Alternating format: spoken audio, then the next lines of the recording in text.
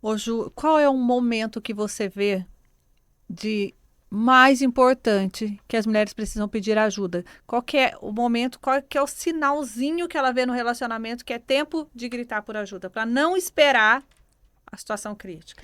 Todo divórcio começa no namoro. Todo divórcio Exato. começa no namoro.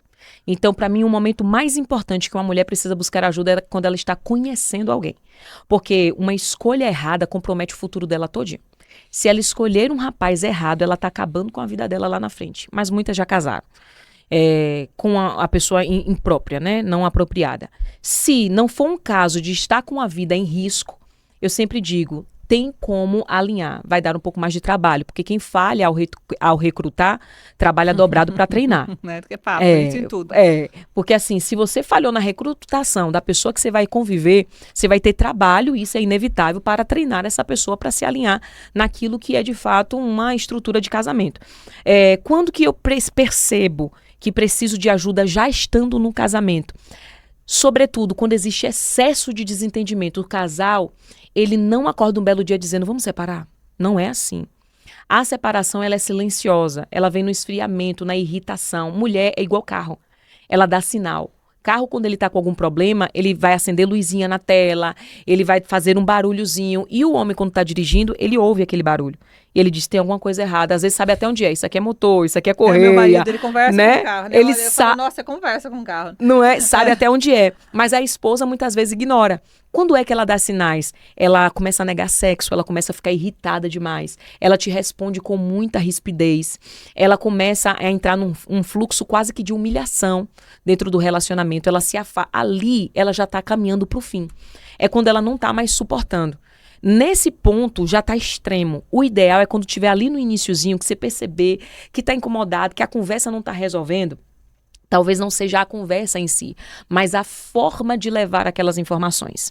A verdade é que com a modernização que nós estamos vivendo, movimentos mais ativos, movimentos mais gritantes com mulheres estão deixando elas confusas. Mulheres não estão reconhecendo o seu lugar. Eu não sei o que é para ser, se é para ser submissa, se não é para ser, se é para eu trabalhar, pagar as contas, se é para ele pagar. O que eu faço? E se eu ganho mais e se ganha menos? Como que fica aquela confusão na cabeça dela?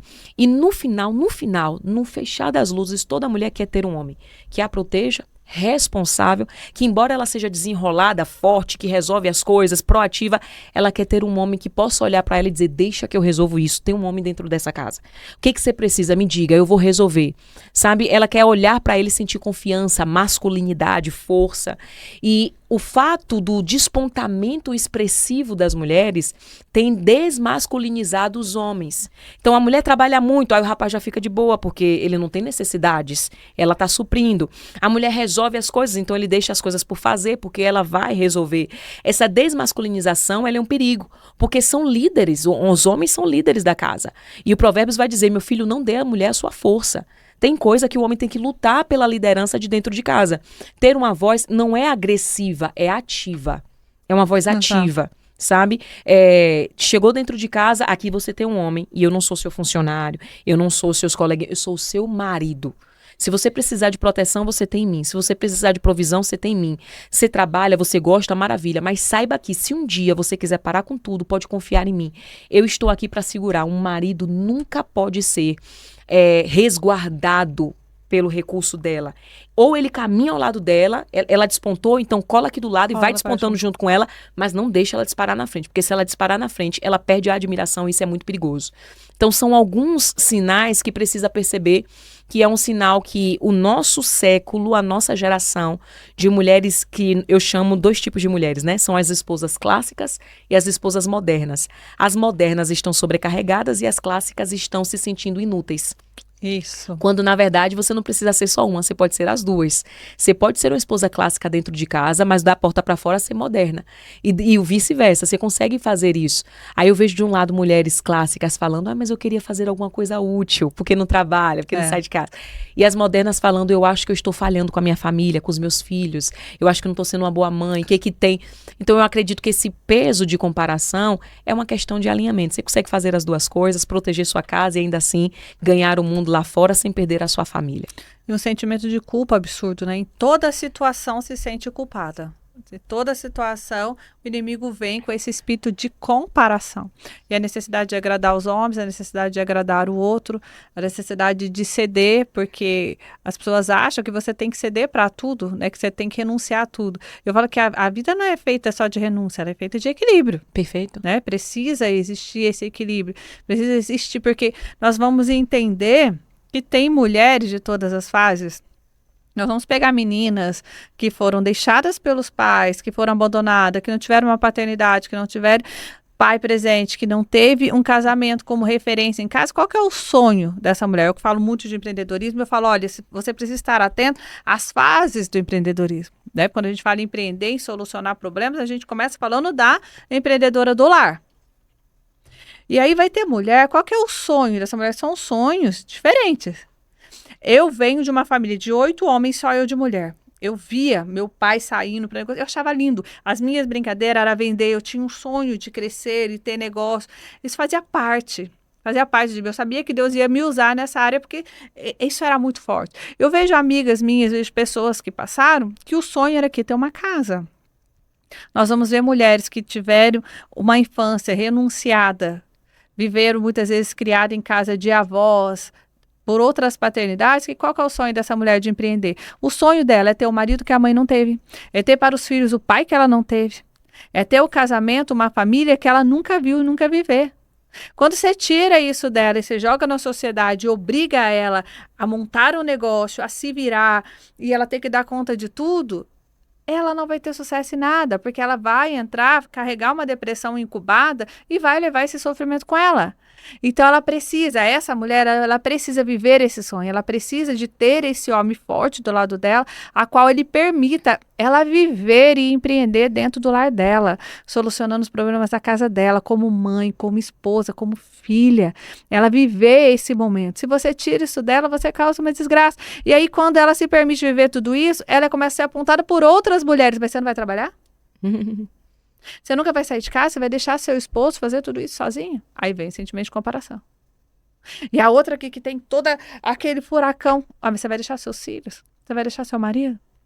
Então, eu acho que é uma ferramenta que o inimigo usa muito poderosa, que a gente precisa entender que a nossa guerra não é contra a carne, é contra o espírito. E o mundo espiritual está relacionado a isso, ao tipo de acusação que a nossa mente vem sofrendo diariamente e a gente não repreende, a gente não corta, a gente não quebra. Por quê? Porque é a necessidade de agradar o outro. E isso se encerra na Bíblia. Se eu parar, abrir a Bíblia e entender o que a Bíblia fala sobre essas mulheres, eu vou ver, de um lado, uma mulher que era juíza, profetisa, liderando exército, saindo na frente, puxando homens do lado. Era ela que falava, acorda, Baraque, levanta, é chegado de guerrear, eu vou na sua frente, Deus entregará a vitória às mãos de uma mulher. Tem uma mulher que é super empreendedora, que ela faz esses projetos. Tem a de Provérbios 31, que faz negócios, múltiplos negócios, analisa a lucratividade, tudo isso. E do outro lado, tem uma mulher que a chamada dela foi parir. Maria. Qual é a chamada de Maria? O que Maria fez? Ela deu à luz simplesmente ao Salvador da humanidade. O extraordinário dela trouxe. O extraordinário foi o útero dela. De um outro lado, eu tenho mulheres que criam muito e são necessárias. Do outro lado, eu tenho mulheres que são anunciadoras e são necessárias. E tem outros que são mães que são necessárias. O que eu preciso saber? O que Deus tem para mim? Qual o seu papel? O que é que Deus tem para mim? Eu serei uma Débora? Eu serei uma mulher de Provérbios? Ou eu serei uma Maria, por exemplo? Eu serei a Marta, que resolve tudo? Serei Maria, que está só no relacionamento ali? Então, assim, ambas estão fazendo algo útil. Uma servindo a Jesus, outra se relacionando com Jesus, embora uma tivesse a melhor parte. Mas é ter muita clareza do que Deus tem para mim e não me distrair no processo do que Ele não tem para mim. Quando eu olho para alguém e falo, uau, fantástico a vida dela. Ela tem filhos, muitos filhos, ela cuida da casa, isso é maravilhoso, gostosinho. Ela faz bolo de laranja de tarde, isso é lindo.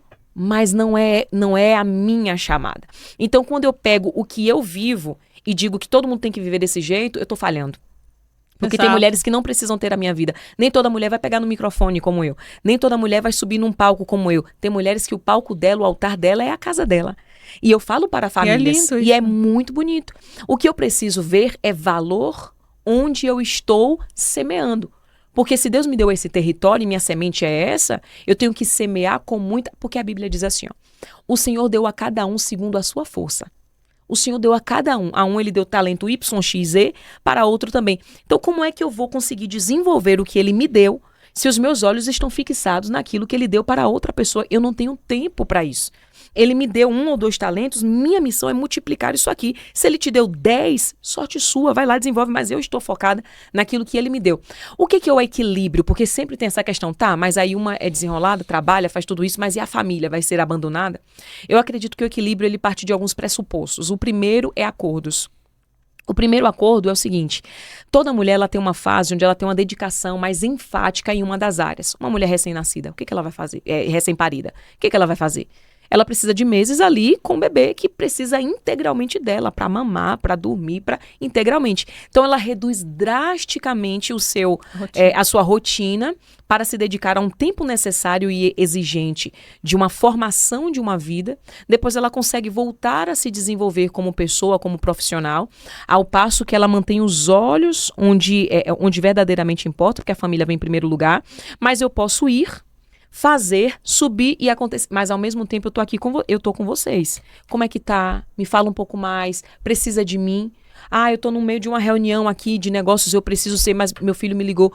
1 minuto, eu tô alinhada com ele, para quando eu estiver fora de casa ele me ligar, ou num horário fixo, ou para ele, se for em outro horário, que seja algo urgente. Gente, só 1 minuto, por favor. Filho, mamãe tá numa reunião, é urgente? Eu posso te ligar mais tarde? Perfeito, então mais tarde eu te ligo. Isso aqui é prioridade. Eu já vi um homem fazer isso em cima de um palco. A esposa dele ligou, ele estava dando uma palestra para tinha umas 5.000 pessoas ali, o celular dele tocou, ele puxou assim, era o nome da esposa. Oi, amor. O pessoal, ele tá no meio de uma palestra. Tá, faço sim, tô palestrando. Aí ela, você me atendeu no meio da palestra? Ele, sim, porque você é mais importante que eles. Pode falar. Tá bom então, te retorno. Acabou. Ali foi, isso aqui, o que que mostra? Eu vou. Quando minha família der sinal de necessidade, eu largo tudo e eu volto. Sabe? O que eu não posso é ignorar até os sinais deles. Porque o futuro, ele é avassalador. Eu posso sair ignorando, eu tô fazendo, e os sinais estão batendo, eu vou ignorando. E eu vou te dizer, você consegue fazer isso.